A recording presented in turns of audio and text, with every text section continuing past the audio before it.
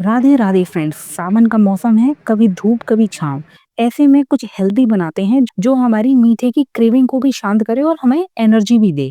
तो इन लड्डुओं को बनाने के लिए मैंने एक कढ़ाई में डाला है आधा चम्मच घी। घी जब हल्का गर्म हो जाए तब डालेंगे 1 कप मखाने। लो टू मीडियम फ्लेम पर भूनेंगे।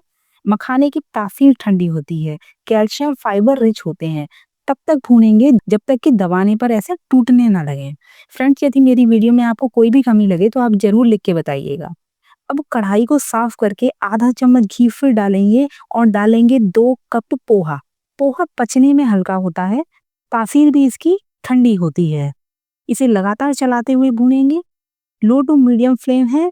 अब इसमें डाले हैं pumpkin seed, 2 table spoon use किए हैं। पंपकिन सीड की तासीर हल्की गर्म होती है, इसे पूरे साल थोड़ी मात्रा में खा सकते हैं। मैग्नीशियम रिच होते हैं, बेटर स्लीप के लिए भी जरूरी होते हैं। सनफ्लावर सीड भी डाले हैं, 2 टेबल स्पून यूज किए हैं। इसकी तासीर भी हल्की गर्म होती है। विटामिन ई का ये बहुत अच्छा सोर्स है। हेल्दी स्किन हेयर के लिए भी ये बहुत जरूरी है। पित्त बहुत बढ़ा हुआ है, गर्मी बहुत लगती है, तो इन दोनों को कम मात्रा में यूज कर सकते हैं या स्किप भी कर सकते हैं। गर्मी में खीरे के बीज भी यूज किए जाते हैं, इसकी तासीर बहुत ठंडी होती है।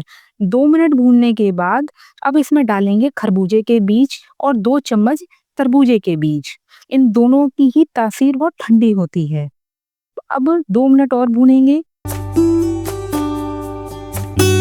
2 मिनट भूनने के बाद पोहे को ऐसे तोड़ कर देखेंगे। ये एकदम से टूट रहे हैं, इसका मतलब ये अच्छे से भुन गए हैं। ये सारे सीड ब्रेन बूस्टर हैं। अच्छे से भुन जाने पर ये खाने में भी बहुत क्रिस्पी लगेंगे। अब गैस बंद कर देंगे, इन सबको अलग निकाल लेंगे, कढ़ाई साफ कर लेंगे। अ- अब आधा चम्मच घी एक बार और डालेंगे। 2 चम्मच काजू लिए हैं, लो टू मीडियम फ्लेम पर भूनेंगे। ये टेस्ट बढ़ाएंगे। अब डालेंगे 2 चम्मच किशमिश, लगातार चलाएंगे। काजू और किशमिश की तासीर बादाम जितनी गर्म नहीं होती है। आप चाहें तो इसमें बादाम भी यूज कर सकते हैं, लेकिन बादाम गर्म होते हैं, तासीर बहुत ज्यादा गर्म होती है, इसलिए मैंने इसमें नहीं डाले हैं। अब इसमें डालेंगे 4 टेबल स्पून नारियल का बुरादा, इसकी तासीर ठंडी होती है।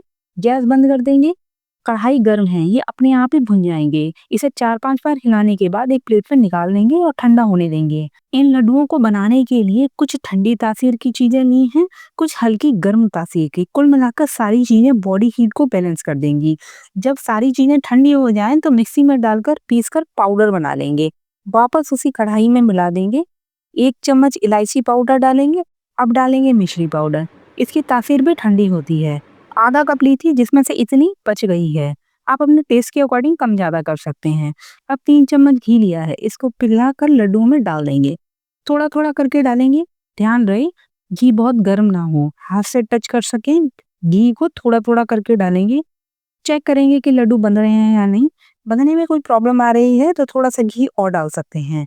घी की जगह दूध और मलाई भी ले सकते हैं, पर दूध डालने से लड्डुओं की सेल्फ लाइफ कम हो जाती है। यदि दूध डाल रहे हैं तो लड्डुओं को फ्रिज में रखें। ये लड्डू दूध के साथ बच्चों और बड़ों को भी दे सकते हैं, टिफिन में भी दे सकते हैं, टी टाइम पर भी खा सकते हैं।